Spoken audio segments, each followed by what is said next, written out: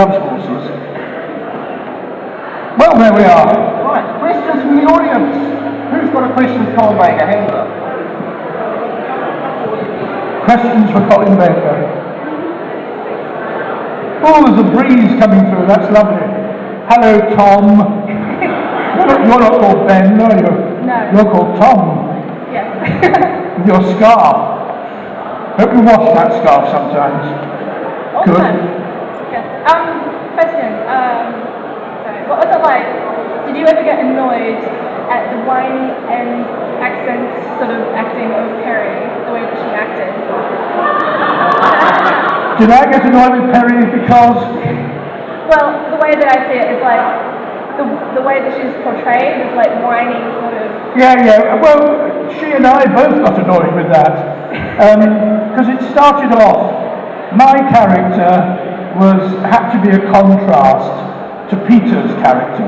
Peter's character was very gentle and kind and soft, so they decided to make me arrive in a kind of a larger-than-life way.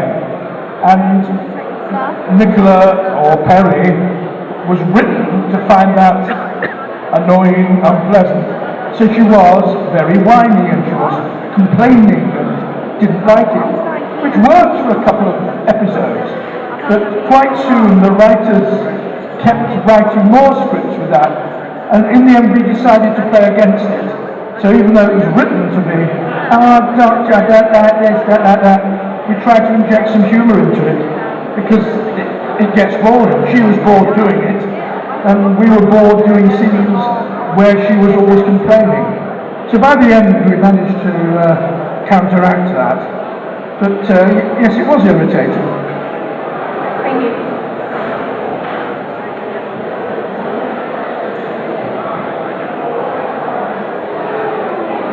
What was your favourite episode? What was my favourite episode? Yeah. Well, I loved doing the two doctors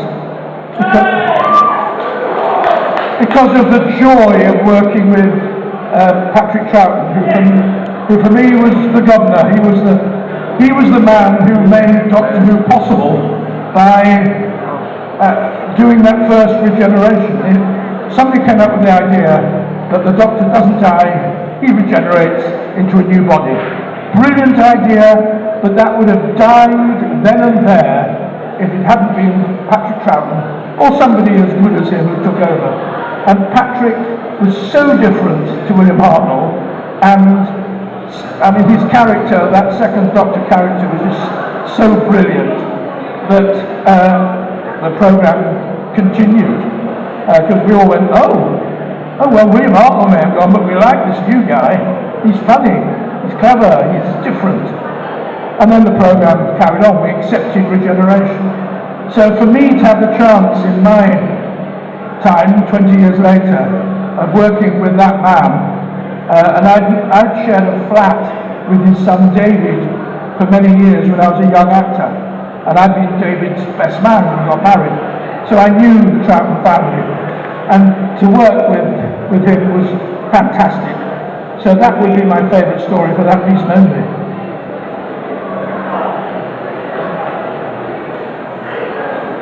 Sorry, the microphone. Hello, young lady. Hi. Oh, that's quite loud.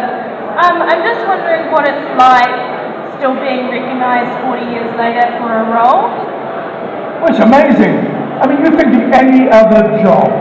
What job do you do? Optician. What? Botanist. Okay, we have a botanist down here. So you're a botanist and you discover a plant. 30 years later, you're walking down the street, someone runs up to you and says, oh, are you the guy who found that plant 30 years ago? Can I have your autograph? It doesn't happen, does it? If you're a carpenter, nobody comes up to you and says, that window frame you made for me in 1973, it's still there and it's brilliant. Would you sign this piece of paper for me? They think you're mad. But I do a job that I enjoy, and 30 years later, yes, I was doing it just 30 years ago, You are here asking me about that job.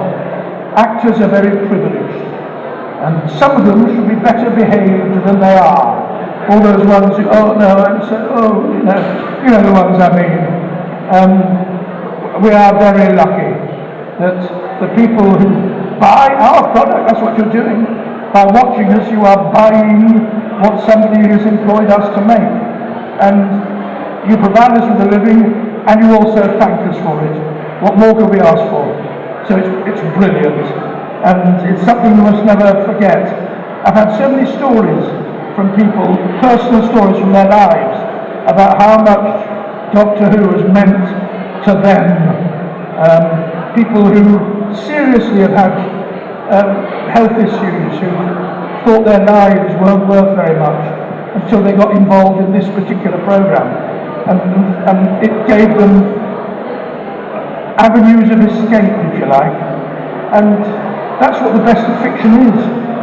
It's something you can immerse yourself in. And that's why I love science fiction too, because the possibilities are endless. So, yeah, it's weird. It's certainly weird, because I've done lots of other stuff in my time that people have forgotten about. But this one programme, which captured the hearts of Britain back in the 60s and 70s, and is now spreading further and further. Since it came back, I found myself going to places in Europe which have never had Doctor Who before, and are now celebrating it. And there's talk of a convention in Brazil. Brazil is now embracing Doctor Who. I'll be lucky. And you guys, also, wherever you go in the world, there'll be other people who share your enthusiasm, which is also fantastic. Thank you. Okay. Hi, Doctor. Hello. I'm just wondering whether you and your other incarnations were actually under the sheets as Zygons in the 50th anniversary. Did anyone see the Five-ish Doctors?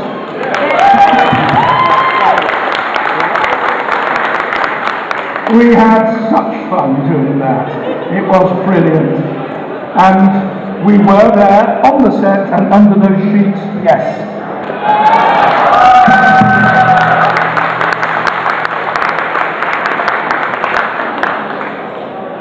So, there's one here. What was it like working with the wonderful Bonnie Langford? What was it like working with the wonderful Bonnie Langford? I worked with Bonnie Langford. I've never met the wonderful Bonnie. No, that's not fair. I've known Bonnie for many, many years. Bonnie is an institution in British television.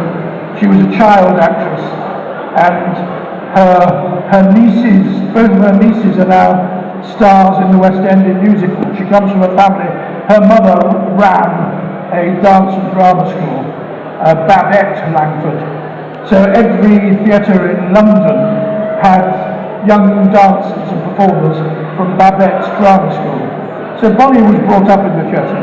And when she was about 14, 15, I was doing pantomime, which is a particularly British Christmas spectacular show, and I was, yes, it was Goldilocks and the Three Bears, and she was Goldilocks, and I was, no, not the Three Bears, I was the evil circus owner who tried to steal the bears from her, and she was a consummate professional then, and she always has been. She doesn't know about being tired, or about taking a day off. She just work, and she's a great girl. I've done a few big finishes with her recently. Big Finish audios, you know that there? And she's very happy. She's just done a reality show in Britain. I can't remember which one it was it the skating one? Something like that. And she did very well. She's a good girl. The play you did with Bonnie, The One Doctor, awesome. What, Bonnie? Yeah, both of you, and The One Doctor, the audio Oh, play. the audio, the one, yes, The One Doctor is good. It's very, very funny. Yes. What is your opinion on Christchurch? What's my opinion on Christchurch? Well, I only arrived here the evening, it was kind of 36 hours ago, I've been driven around it and had a look at it. The weather is always wonderful here, apparently. Apart from when you're having earthquakes and floods.